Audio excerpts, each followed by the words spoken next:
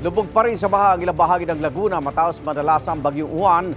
At para sa update sa sitwasyon doon, nasa Biñan, Laguna kasama nating si Susan Enriquez. Susan. Igan, ang kinaroon na natin ay ang Barangay de la Paz dito po sa Biñan, Laguna. At gaya po nung nakikita nyo, actually mainit ho ang panahon ngayon. Pero itong lugar na kinalalagyan ho natin, ang tubig ho dito ay hanggang tuhod. Ayan. At dahil nga po hanggang tuhod, so kailangan ho ng mga kababayan natin dito na yung iba ho ay talagang lulusog na o kaya naman ay magbabangka. Dahil ho, itong pagtaas na ito ng tubig ay bunsod nitong bagyong Juan. Sabi ho nila, bago yung bagyong Juan, napump na ho ito, so wala na hong baha. Pero dahil nga doon sa bagyo na ng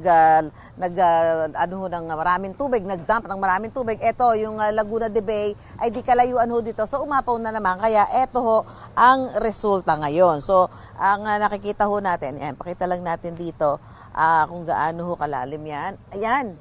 So ito hong tulay na to, dito ho dumadaan yung mga isang buwan pa lamang daw yung nakalilipas, ano?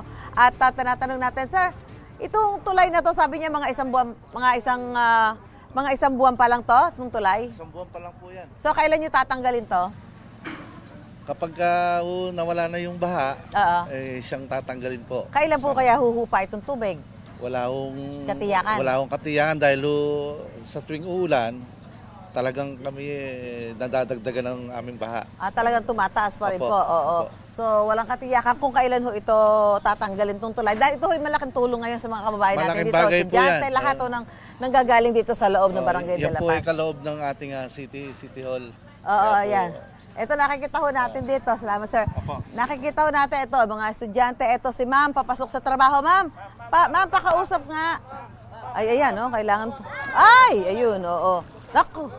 Oo, yan, okay. Ganun yung sitwasyon ng mga kababayan natin dito, yung mga estudyante, ito, mga papasok sa eskwela. Nakita natin yung iba, baon-baon nila yung kanilang mga sapatos, yung taas na kayapak na lang. Hindi na nga ho nakabota, hindi ho naka-wader. Sabi nga ho, sanay na raw sila. Pero syempre, yung peligro ho, yung sakit na maaaring idulot. No, ngayon, ito, ayan, ano yung dala mo, Toy? Sapatos po. Ayan, dala nila yung sapatos nila. Ma'am, ano yung dala niyo po? Ano po yan? Damit. Ayan, ganyan yung sitwasyon nila dito.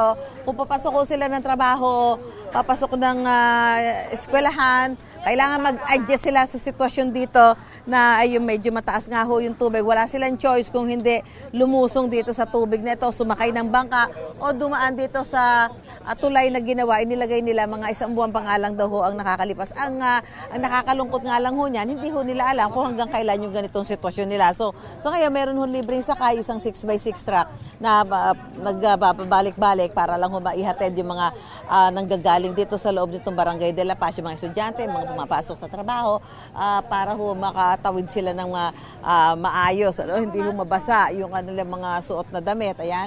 Pero syempre, definitely, karamihan ho sa kanila ay lumulusong dito sa tubig at medyo madumi ho yung tubig dito dahil halo na ho yung basura, yung galing ho dyan sa ilog, yung tubig baha, yan.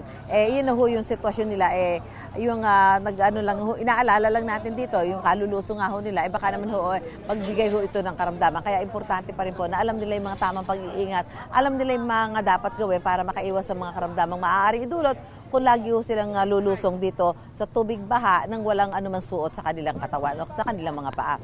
Mula po rito sa Barangay de la Paz, Biñan, Laguna, back to studio po tayo. Uy, dandan.